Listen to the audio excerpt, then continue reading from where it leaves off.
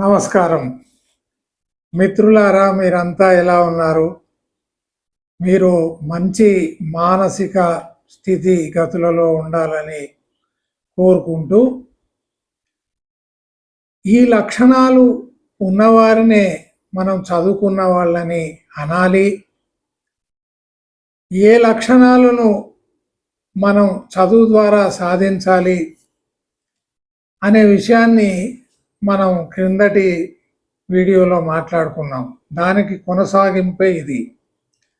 నేను దాంట్లో ఏం చెప్పానంటే, ప్రధానంగా 7 లక్షణాలు ఉన్నాయి. ఈ లక్షణాలు ఎవరిలో ఉంటే వాళ్ళు చదువుకున్నవారే. వాళ్ళు స్కూలుకు వెళ్ళినా వెళ్ళకపోయినా, డిగ్రీ ఉన్నా లేకపోయినా, వాళ్లకు వాళ్ళ మాతృభాష కూడా చదవడానికి రాయడానికి రాకపోయినా వాళ్ళు నిజంగా చదువుకున్నటువంటి వాళ్ళు, పండితులు, మేధావులు, మహా వ్యక్తులు అని చెప్పుకున్నాం. మొదటి లక్షణం ఏమిటి అంటే, డిగ్రీలు సంపాదించడం, దాని ద్వారా ఉన్నత ఉద్యోగాలు సంపాదించడం, అది విద్య యొక్క ఒక చిన్న ఉద్దేశం మాత్రమే, ఒక చిన్న లక్షణం మాత్రమే. కానీ ప్రధానమైనటువంటి లక్షణాలు అవి 7 ఉన్నాయి. అవి ఉంటేనే చదువుకున్నట్టు. ఒకవేళ ఎంత పెద్ద చదువులు చదివినా, నేను మాట్లాడే 7 లక్షణాల్లో ఏ ఒక్కటి లేకపోయినా వాళ్ళు చదువుకోని వారి కిందే లెక్క. మొదటి లక్షణం దాంట్లో మనం మాట్లాడుకున్నది, కుటుంబంలో ఉండడానికి అర్హత సంపాదించాలి. కుటుంబంలో అందరితో కలిసిమెలిసి ఉండాలి, ప్రేమ అనురాగంతో ఉండాలి. అక్కడ ఉండేటువంటి సంపదను, వనరులను అన్నింటినీ అందరితో సమానంగా పంచుకోవాలి. ప్రేమ, గౌరవం, ఆప్యాయత, మమత, తర్వాత కరుణ, ఇవి కలిగి ఉన్నవాడే నిజంగా చదువుకున్నవాడని దాంట్లో తెలుసుకున్నాం. ఈరోజు 2వ లక్షణం గురించి మనం మాట్లాడుకుందాం. అతి ప్రధానమైనటువంటి 2వ లక్షణం ఏమిటంటే, కృతజ్ఞత కలిగి ఉండడం. దీన్ని ఇంగ్లీష్లో గ్రాటిట్యూడ్ అంటాం. To have a sense of gratitude. కృతజ్ఞత అంటే ఏమిటి? చేసిన మేలుని మర్చిపోకుండా ఉండడం. చేసినటువంటి మేలుని, మనకు చేసినటువంటి మంచిని, ఇతరులు ఏదైతే మనకు అందించారో దాన్ని గుర్తుపెట్టుకోవడం, తిరిగి వారికి న్యాయసమ్మతంగా, ధర్మసమ్మతంగా, చట్టసమ్మతంగా వారికి సహాయం చేయడం, వాళ్ళ యొక్క రుణం తీర్చుకోవడం. చాలా సాధారణంగా మనం మాట్లాడే భాషలో రుణం తీర్చుకోవాలి అని అంటాం. చేసిన మేలుని మరిచిన వాడిని కృతజ్ఞుడు అంటారు. ఈ ప్రపంచంలో అతి విశ్వాసం కలిగినటువంటి, చాలా కృతజ్ఞత కలిగినటువంటి ప్రాణి ఒకటి ఉంది. అదే కుక్క, డాగ్. ఎప్పుడో మర్చిపోయి ఆ మిగిలిపోయిన, పాచిపోయిన అన్నం ఒక పిడికెడు దాని ముందు పడేస్తే అది తిని జీవితం చివరి వరకు గుర్తుపెట్టుకొని, ఎన్ని సంవత్సరాల తర్వాత ఆ వ్యక్తి ఆ కుక్క ముందుకు వచ్చినా అది తోకాడిస్తూ, ఎగిరి వాడి మీద దూకుతూ, వాడి శరీరాన్ని నాకుతూ తన యొక్క కృతజ్ఞతను తెలియజేస్తుంది. నువ్వు నాకు మేలు చేశావు, పిడికెడు అన్నం పెట్టి అని తన యొక్క ప్రేమను, కృతజ్ఞతను, తనకు చేసినటువంటి ఆ మేలుని నేను ఇంకా గుర్తుంచుకున్నాను అని చెప్పి తెలియజేస్తుంది. మనుషుల్లో, వాళ్ళు పిల్లలు కానివ్వండి, పెద్దవాళ్ళు కానివ్వండి, అనేక సందర్భాల్లో అనేక మంది మనకు మేలు చేస్తేనే మనం జీవితంలో ముందుకు సాగిపోయాం. మనకు ద్రోహం చేసిన వాళ్ళు ఉన్నారు, మేలు చేసిన వాళ్ళు ఉన్నారు. ద్రోహం చేసిన వాళ్ళని క్షమించేయాలి, మేలు చేసిన వాళ్ళని గుర్తుపెట్టుకోవాలి. వారిని వారికి ఏదైనా ఆపద ఉన్నటువంటి సమయంలో, వారికి ఇక్కట్లు ఉన్నటువంటి సమయంలో ఆ మేలుని గుర్తుంచుకొని వారికి తగినంత సహాయం ధర్మంగా, న్యాయంగా చేయాలి. ఈరోజు మన విద్యా వ్యవస్థలో కృతజ్ఞత అనేటువంటి విలువకి ఎలాంటి స్థానం లేకుండా పోయింది. పిల్లలకి ఇది నేర్పడం లేదు అసలు. ఎంతసేపు A+ వచ్చిందా, ఎంసెట్లు, ఐఐఎంలు, ఐఐటీలు, మెడిసిన్లు ఇవన్నీ సరే చేశారు, బాగానే ఉంది. కానీ వారు తమ యొక్క కుటుంబం పట్ల, తల్లిదండ్రుల పట్ల, తమ యొక్క అక్కా చెల్లెళ్ళు, బంధువుల పట్ల, సమాజం పట్ల ఎంత కృతజ్ఞత కలిగి ఉన్నారు అంటే, కృతజ్ఞత కలిగి ఉన్నటువంటి వ్యక్తి ఏ రోజు కూడా హాని చేయడు మాట పక్కన పెట్టండి, తలపెట్టడు కూడా, కలలో కూడా తలపెట్టడు. అది కృతజ్ఞత అంటే. ఈరోజు పిల్లలు పెద్దవాళ్ళు అయిన తర్వాత వాళ్ళ యొక్క తల్లిదండ్రులను మర్చిపోతున్నారు, కుటుంబం నుంచి చాలా దూరంగా వెళ్ళిపోతున్నారు. ఆస్తి తగాదాలు, తల్లిదండ్రులను పీడించి వారిని హింసించి, వృద్ధాప్యంలో ఉన్నటువంటి తల్లిదండ్రులను హింసించి వారి దగ్గర ఉన్న 4 డబ్బులు, అంతో కొంత ఆస్తిని లాక్కొని వాళ్ళను రోడ్డు మీద పడేస్తున్నారు. మీరు చూశారు. మీరు యూట్యూబ్లో ఓపెన్ చేసి చూడండి, సోషల్ మీడియాలో. అయితే మీకు కొన్ని 3-4 కథలు చెప్పి నేను ముగిస్తాను. ఈరోజు సమాజంలో కృతజ్ఞత అనేది లేదు.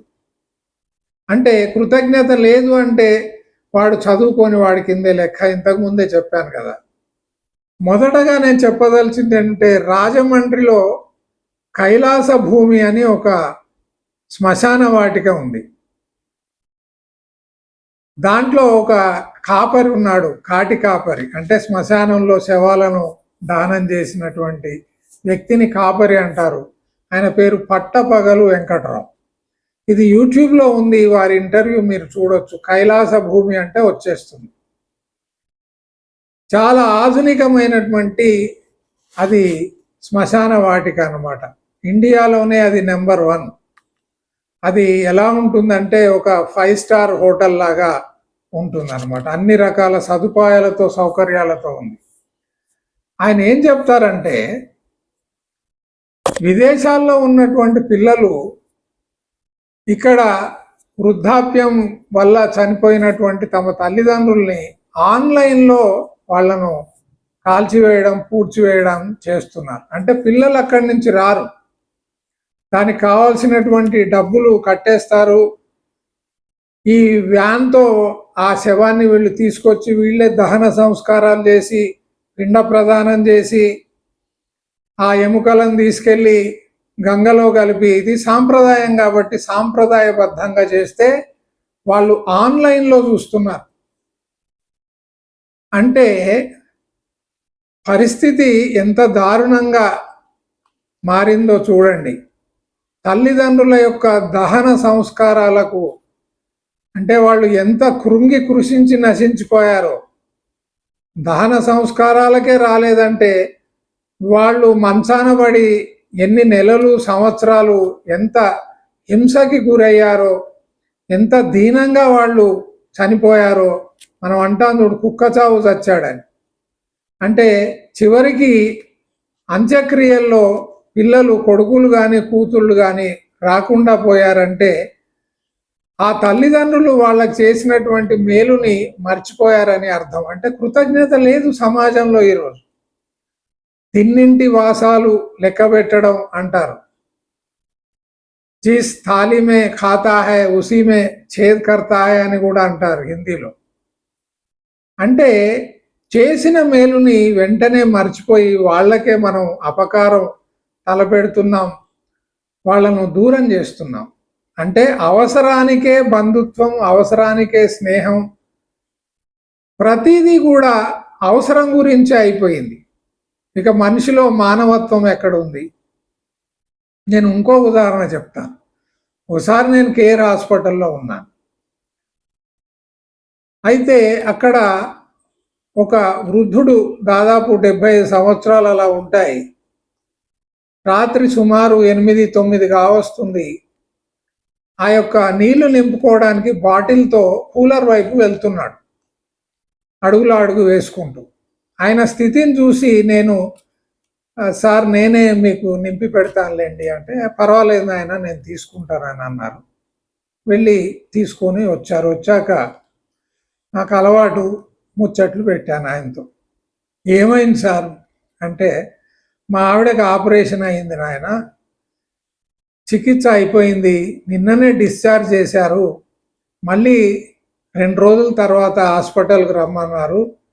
మాది తార్నాక అవతల ఇల్లు, ఇండిపెండెంట్ హౌస్ ఉంది, డబ్బులకేం కొదవలేదు, పిల్లలు 2 అమెరికాలో ఉన్నారు, కానీ అక్కడ పోయి కూడా మేము చేసేది ఏముంది నాయన, మళ్ళీ అక్కడ పోతే ఇంట్లో వండుకోవాలి, పని మనుషులతో తలకాయ నొప్పి, కాబట్టి ఆ 2 రోజులు కూడా ఇక్కడే ఉండి మళ్ళీ రివ్యూ చేయించుకొని మేము ఇంటికి వెళ్ళిపోతాం అంటే పరిస్థితి ఎంత దారుణంగా ఉందో చూడండి. నడవలేని స్థితిలో ఉన్నటువంటి తల్లిదండ్రులను హాస్పిటల్లో ఎవరు చేర్పించారో, ఆపరేషన్ జరిగిన తర్వాత ఎవరి దగ్గర ఉండి చూసుకున్నారో, ఇవి చూడ్డానికి పిల్లలకి సమయం లేదు. సమయం లేదు కాదు, కృతజ్ఞత లేదు.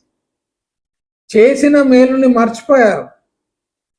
పసివాడుగా ఉన్నప్పుడు తల్లి మీద, తండ్రి మీద ఎన్నిసార్లు మూత్రం చేసి ఉంటారు, ఎన్నిసార్లు మల విసర్జన చేసి ఉంటారు, ఎన్ని రాత్రులు జ్వరంతో బాధపడుతున్నప్పుడు ఆ తల్లిదండ్రులు మేల్కొని ఉంటారు, ఒక హాస్పిటల్ నుంచి ఇంకో హాస్పిటల్కి తిప్పి ఉంటారు. అంటే పరిస్థితి ఎక్కడ దాకా వచ్చింది. సమాజం పట్ల కూడా మనకు కృతజ్ఞత లేదు. మనకు లభించిన ప్రతిదీ కూడా సమాజం నుంచే వచ్చింది. నేను సంపాదించాను అంటాడు వాడు, అంటారు. అంటే సెల్ఫ్ మేడ్ మ్యాన్ అని ఇంకొకటి వచ్చేసింది. I'm a self made man. నీకెంత ప్రతిభ ఉన్నా సమాజం కనుక నీకు అవకాశం ఇవ్వకపోతే నీకు ఆ హోదా, అంతస్తు, ఆ సంపద వచ్చేది కాదు. కాబట్టి కుటుంబం పట్ల, సమాజం పట్ల, మనకు మేలు చేసిన ప్రతి వ్యక్తి పట్ల, ఈ విశ్వం పట్ల, ప్రకృతి పట్ల మనకు కృతజ్ఞత ఉండాలి. ప్రకృతి ఎన్ని అందిస్తుంది, ఏ రోజైనా మనం అనుకున్నామా ప్రకృతి ఇన్ని ఇచ్చింది, దీని పట్ల నేను చాలా భక్తితో ఉండాలి, ప్రకృతిని నేను ఆరాధించాలి, ప్రకృతిని ధ్వంసం చేయకూడదు. మనం మేలు పొందిన చోటే కీడు చేస్తున్నాం, అది ఇంట్లో కానివ్వండి, సమాజంలో కానివ్వండి, బయట కానివ్వండి. అయితే అందరు ఇలాంటి వ్యక్తులే ఉన్నారా? మంచివాళ్ళు కూడా ఉన్నారు. ఇంకొక ఉదాహరణ ఇస్తాను నేను, వినండి. అంటే కృతజ్ఞత ఉన్నటువంటి వ్యక్తుల గురించి కూడా చెప్తాను. మేడ్చల్ దగ్గర ఒక వృద్ధాశ్రమం ఉంది, ఓల్డ్ ఏజ్ హోమ్ ఉంది. దాంట్లో ఒక అమ్మ ఉంది, ఆవిడకి క్యాన్సర్, భర్త చనిపోయాడు, ఒకే కూతురు అమెరికాలో ఉంది. ఆమెను విమానంలో అమెరికా తీసుకెళ్ళలేరు, ఎందుకంటే ఆమె 18 గంటలు ఆమె ఫ్లైట్ జర్నీ చేయలేదు. ఆమె ఆరోగ్య పరిస్థితి అలాంటిది. ఆరోగ్యంగా ఉన్నన్ని రోజులు కూతురు తన దగ్గర పెట్టుకుంది. ఇప్పుడు ఏం చేశారంటే ఒక 5 స్టార్ హోటల్ లాంటి ఓల్డ్ ఏజ్ హోమ్లో పెట్టి, అక్కడ ఒక అటెండర్ను పెట్టి, అన్ని సదుపాయాలు ఆమెకి అమర్చి, ప్రతి 6 నెలలకు ఒకసారి భర్త, భార్య అంటే కూతురు, అల్లుడు వచ్చి 15 రోజులు అదే హాస్టల్లో వాళ్ళ అమ్మతో గడిపి, ఆ 15 రోజులు ఆమెను చాలా వినోదంగా, చాలా ఉల్లాసంగా ఉండేటట్టు, ఆనందంగా ఉండేటట్టు ఆమెను తిప్పి డాక్టర్కు మళ్ళీ చూపించి వాళ్ళు వెళ్ళిపోవడం. ఇది కృతజ్ఞత అంటే. ఇది తీరిక చేసుకొని చేయాల్సినటువంటి పనులు. నాకు తీరిక లేదు అంటే అంతకంటే మించిన దుర్మార్గం మరొకటి లేదు. ఇంకొక కథ చెప్పి నేను ముగిస్తాను. మహబూబ్ నగర్లో ఒక కాలేజీ ప్రిన్సిపల్, ఆమె వివాహం చేసుకోలేదు, ఒక అనాథను తెచ్చి పెంచుకొని, అంటే 6 నెలల పసిగుడ్డును తీసుకొచ్చి పెంచి పెద్దగా చేసి డాక్టర్ చేసి లండన్లో FRCS చేయించింది ఆమె. ఆమె చనిపోతే ఆ వ్యక్తి రాలేదు. ఫోన్ చేసి ఏం చెప్తాడట, ఇక్కడ అంత్యక్రియలు చేసే వాళ్ళకి ఒక 500 రూపాయల మంచి పూలదండం తీసుకొచ్చి మా అమ్మకి వేయండి, 500 రూపాయలు నేను మీకు పంపిస్తాను. తన మొత్తం ఆస్తి అంతా కూడా ఆ కొడుకుకి ఆమె ట్రాన్స్ఫర్ చేసేసింది.